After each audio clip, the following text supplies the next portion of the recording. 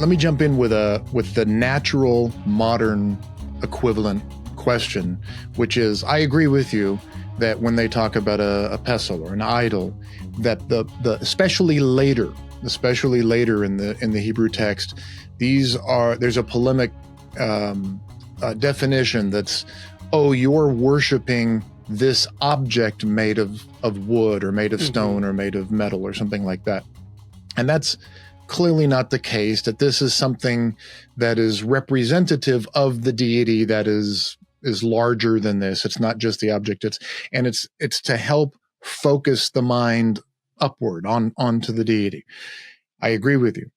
The question then is, if we go into, let's say, a cathedral or a Greek Orthodox church, and we see modern icons, or we see a crucifix, and we see a graven image or a painting of Christ there, are those not doing the exact same thing? Are they not either graven or painted images that are designed to focus the mind on the one true God that is up above? And if that's the case, is that not a prohibited practice per the Ten Commandments?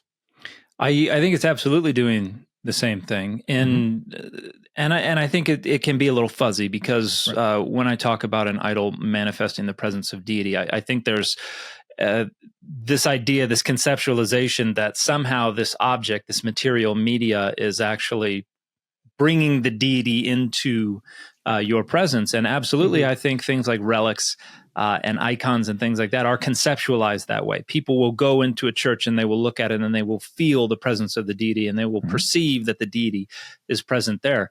But I think the same can also be said about some people's understanding of the Bible and their use and approach to the Bible. When they see the divine name, when they think, oh, I'm communing with the Spirit or with God, when I'm reading, it's functioning in the exact same way. And this is one of the reasons in my book, Adonai's Divine Images, I argue that it's not just a clean break with all things idol.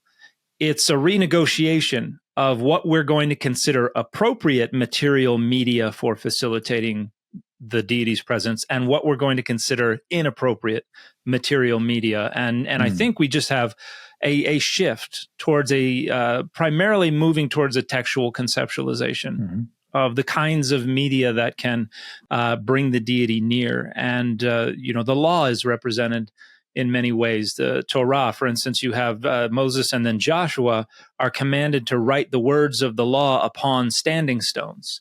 And traditionally, standing stones are divine images, are idols. And so now what we're doing is we're overlaying the law on the standing stone. And then in later tradition, we just get rid of the standing stone. And now the law is what we read to have God's presence with us. And so I do think that it's functioning like that. I don't think that it's a black and white, clear binary of, oh, that's prohibited, everybody who's doing that is wrong.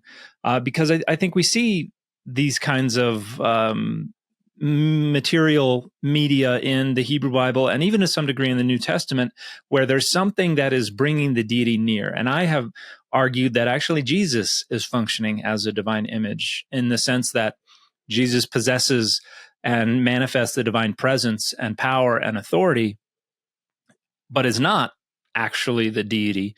And in that sense, Jesus is doing the same thing that divine images do.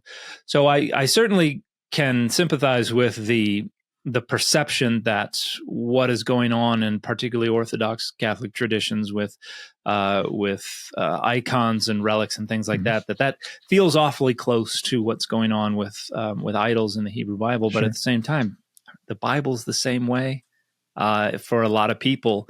And so I think we're trying to draw lines around things to basically gatekeep and engage in boundary maintenance, and say these are the members of the group that we don't like, so we're going to draw a line to push them out. And I think that's the way a lot of the conceptualization of divine images works. It's an identity marker that we want to use to curate the boundaries that we like and that are most beneficial to us.